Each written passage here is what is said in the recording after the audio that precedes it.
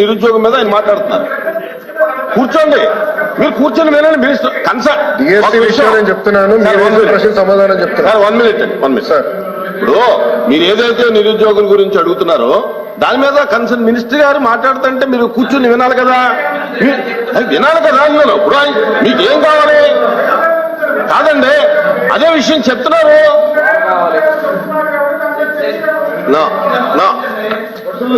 అధ్యక్ష,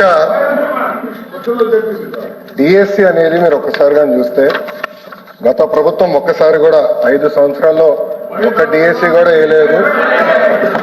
ఎందుకు వేయలేదో సమాధానం చెప్పాలి అధ్యక్ష.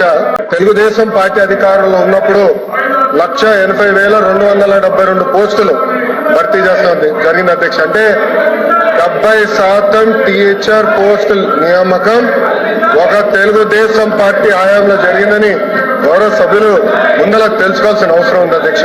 గౌరవ ముఖ్యమంత్రి గారు కానివ్వండి, నేను కూడా మంత్రిగా బాధ్యతలు స్వీకరించినప్పుడు డిఎస్సీ పైన తొలి సంతకం పెడతాం జరిగింది అధ్యక్ష. ఎట్టి పరిస్థితుల్లో మార్చి నెలలో డిఎస్సీ నోటిఫికేషన్ ఇచ్చే బాధ్యత మన ప్రభుత్వం తీసుకుంటుందని నిరుద్యోగ యువకులకి ఈ సభ సాక్షిగా నేను హామీ ఇస్తాం జరుగుతుంది అధ్యక్ష.